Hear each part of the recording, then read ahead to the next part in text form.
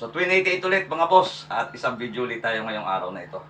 Papalapit na ang Pasko at isa sa malimit i-consider na bilhin ay microphone. Kumuha ko ng panibagong Reyes mic, pero ngayon yung dalawahan na may receiver na ganito. Yung previous natin, okay pa rin to, gumagana pa rin. So dito, ang naging issue dito, karamihan doon sa mga nagtatanong doon sa video nung ilabas ko to, ang malimit na naging issue dito ay feedback. So sobrang lakas ng pickup ng mic niya. Model niya mga boss ay RS803. Volume ng channel A at volume ng channel B yung makikita natin sa panel. Tapos ang likod, meron siyang dalawang antena. So pagka mga ganito, mas malayo yung nako-cover niyang area. Output ay PL. So ito yung mix na yung A and B. At dito naman sa XLR, magkahiwalay sila. So dito yung A, dito yung B. Dito, magkasama na yung A and B. And then, power supply niya. Ang power supply na kasama niya mga boss ay ito. So, yan yung power supply niya. Teka, ayaw mag-focus. 12 volts na supply. At may kasama siyang PL to PL. Siguro mga 1 meter to. So, kabit lang natin. Ito naman dito lang eh. So, ito yung gagamitin ko sa kanya. Mixed. You are watching Twin 88 channel. Don't forget to subscribe.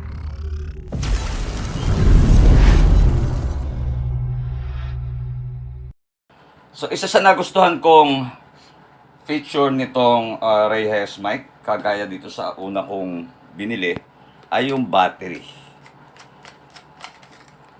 So, meron kasi tayong nabibili, AA yung battery. Ito, 18650 yung battery niya. So, 3.7 volts to. Matagal siyang malobat. Ganyan din dito. So, by the way, ang charging port nito ay nandito sa baba. Natatanggal din ito. So, pero pwede ka naman mag-charge nang hindi mo natanggalin. Ganyan lang yan. At dito yung kanyang charging port. Standard na cellphone charger lang ang ginagamit. Sa case ko kasi, hindi ako dito nag-charge sa mic. Meron akong charger na ganito. Bihira akong gamitin dito. Tapos ang ginagamit kong charger, medyo mataas yung amperahe para mas mabilis siyang mapuno. Ito yung nasa loob. Set button, volume plus, tsaka volume minus. So, may adjustment siya. Malamang na hindi tayo magkaka-issue dito sa feedback dahil pwede mo nang manghinaan dito. At pag pinower siya, natin yung display. Ayan. Ito nga pala, yung dito, may naka-display na frequency. Pero yun ay design lang. Hindi parang inilawan lang na design. Ito, nababago yung frequency pag dito sa set. Dito sa full setup natin siya testingin. Ayan siya. So, hindi pa pala siya naka-power on. At ganyan ang kanyang itsura. So, ito, wala yan. Display lang yan. Ang nagre-response lang dyan ay ito. Tsaka ito. Ilaw na yan. Pero yung display, hindi. Tapos pag sinet natin, mapapansin nyo, parang kapareho to noong una ko na fix lang yan, naka-design lang yan. Parang inilawan. So, ito yung channel 1. Pag pinress natin ang power niyan, mapapansin nyo umilaw ito.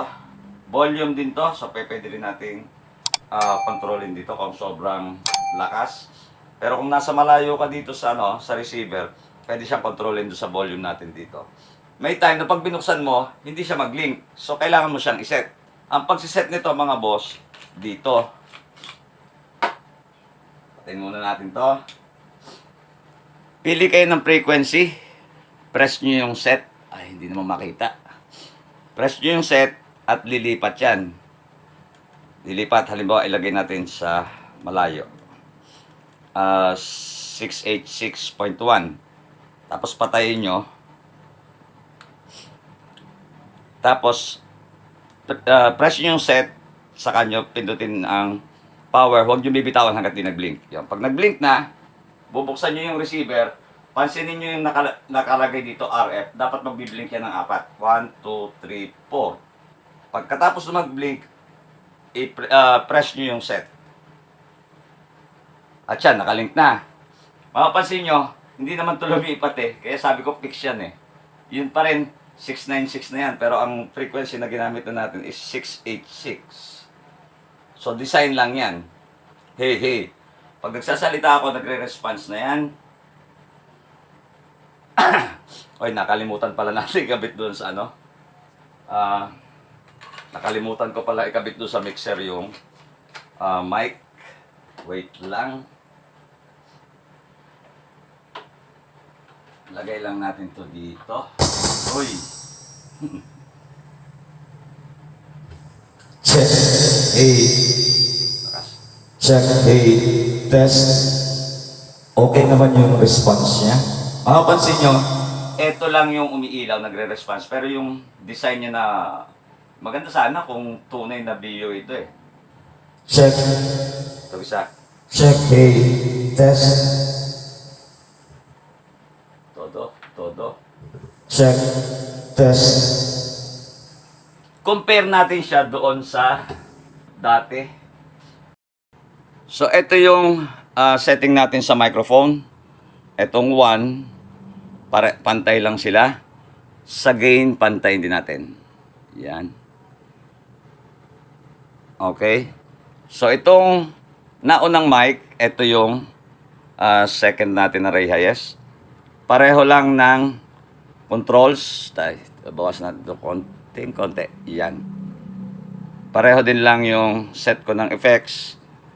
Pati itong panning. Gain pareho. Pareho ba? Ayan, pareho nga. So, susubukan natin ngayon. By the way, ito plastic yung una kong binili.